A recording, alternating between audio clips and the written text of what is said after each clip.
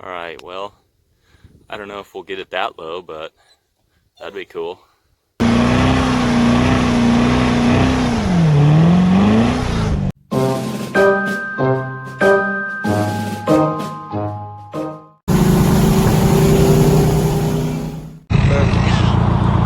man, you got a smoke?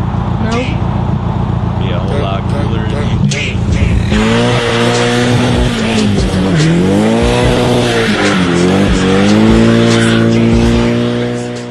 What is up, fellow humans? Welcome back to the channel. Today we're going to be getting back to work on the C7 Corvette and curing a problem that plagues a lot of Americans, and that is I've got some monster truckitis going on here.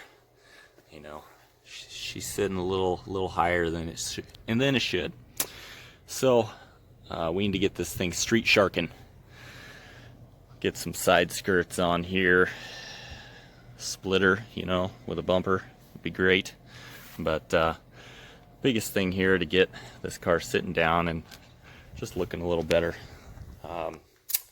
What I have for that, as you see here, we have these screw-in pucks, like a bumper sits in the leaf spring, and see that better when we get it tore apart. But stock ones are about that tall, and this just meant to drop it about inch and a half or so.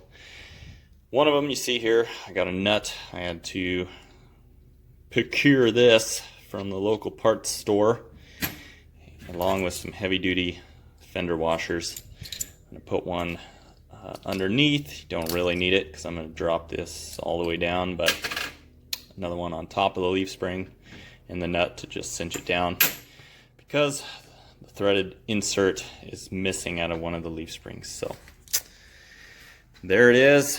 I'm gonna grab a jack, set up the camera, and get to working on this.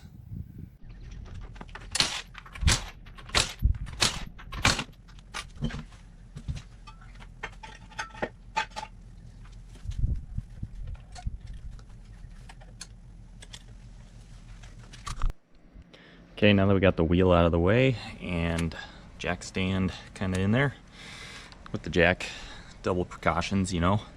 We're going to use our 15mm socket. Go ahead and take this upper control arm off.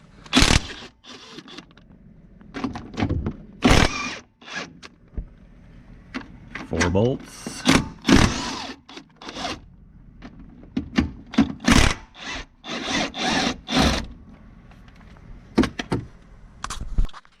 Okay, so be cautious when you pull these off. There is washers behind here. Each bolt's got a stack of them. They're supposed to have like a rubber seal that kind of holds them on the bolt, but these two seem pretty tight. The other two were very loose. They just came off. So don't lose those. And from this point, hopefully we should have enough space that we can push this control arm down, but we may have to remove the shock as well. Hopefully not the sway bar, because I just put that on. But yeah, we'll try and pull the shock upper mounts, and hopefully that'll give us enough access to remove that guy right there. And it's got an Allen nut on top, so you can loosen it out and get it out the bottom that way.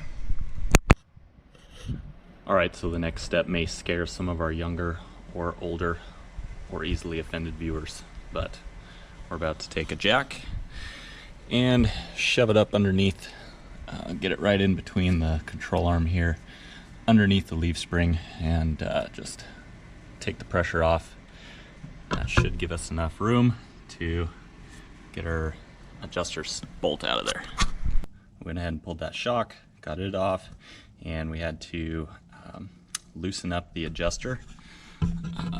Kind of pulled it all the way up as high as I could. You can see it there, and with the 10mm, and that loosened up our sway bar end link, so we're able to pull that off.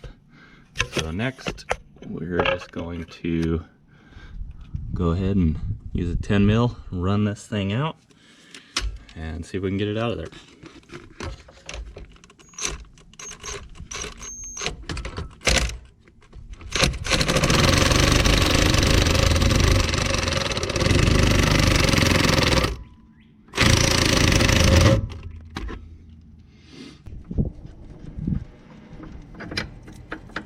Oh yeah, there it is, all its glory. All right, here's the comparison, new versus old. It's not that substantial of a difference, but we'll see what we end up with. Basically, we're just gonna repeat this process for all 4 wheels. Should all be pretty much similar suspension concepts in the rear, so should be pretty easy. All right, I'm just putting in the new one now. I'm just gonna go ahead and run it all the way up. I believe this leaf spring is fiberglass, so be careful not to injure yourself when you're messing with it. It's got some strands and shards on top. Might jack you up. Mine's getting a little snug, so I'll put the wrench on her.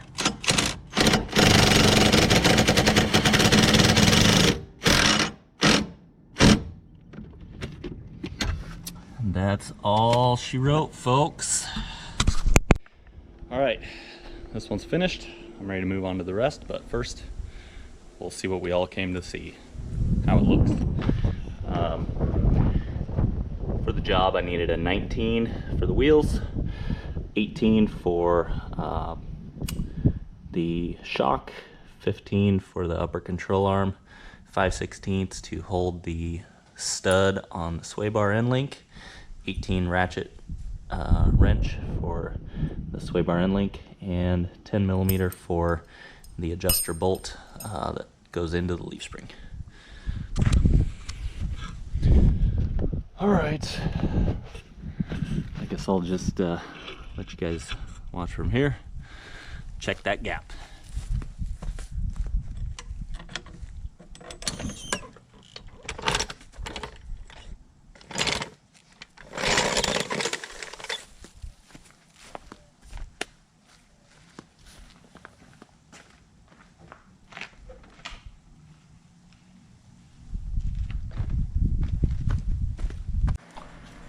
Maui, come here. What do you think? What do you think about that? Yeah, I don't think much either. Looks like, I mean, it's not that noticeable if you look at it. Did you look at it? I don't know. It's kind of dark, can't tell that well, but the back's sitting a little higher, I would definitely say. But I guess we'll just have to get it all done and see where we're at from there. All right, on this bad boy, I'm gonna go ahead and use the old box of inches here and get it before and after. So from there to the top of the tire, we're at 3 inches. I hope you all can confirm that's 3 inches.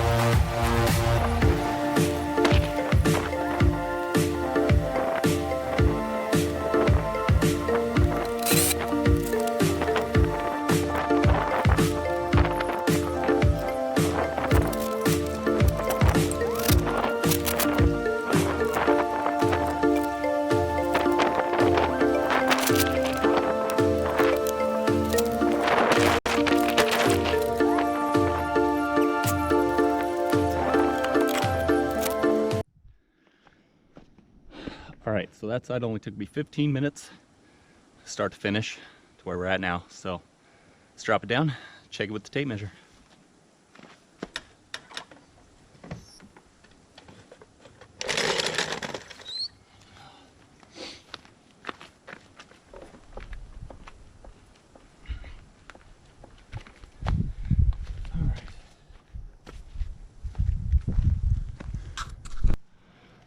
right. Dun, da, da. There it is. 1 whole inch. Exactly.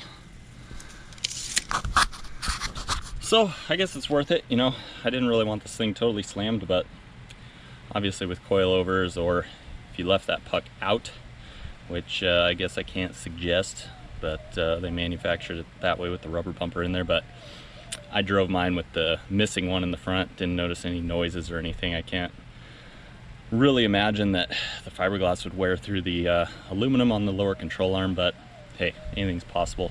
So that's another option, just leaving them out. But yeah, all in all, I think it'll work for me. I'm happy with it.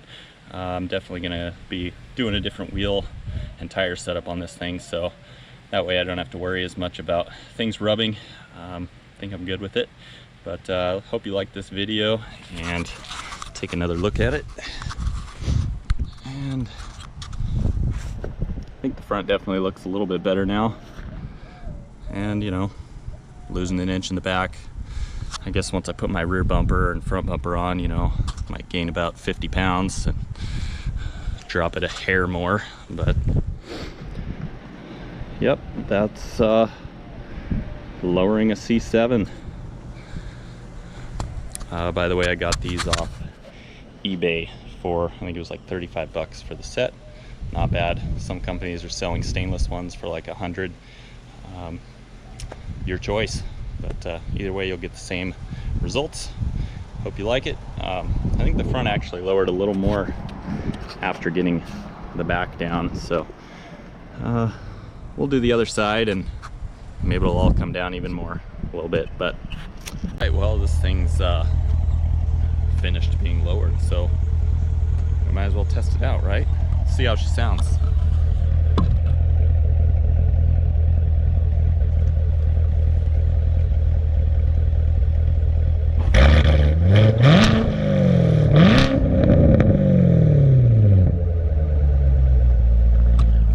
I'd say that's pretty good.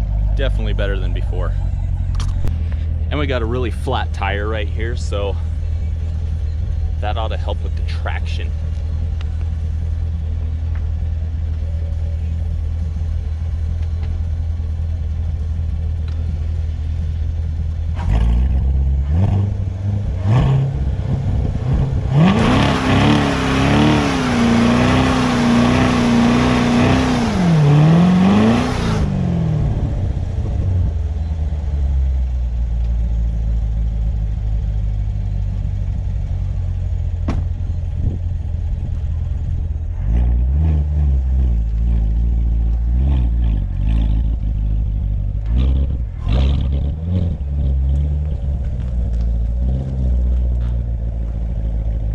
I like it. Thanks for watching, and we'll see you next time. Be sure to check out all my other videos. Peace.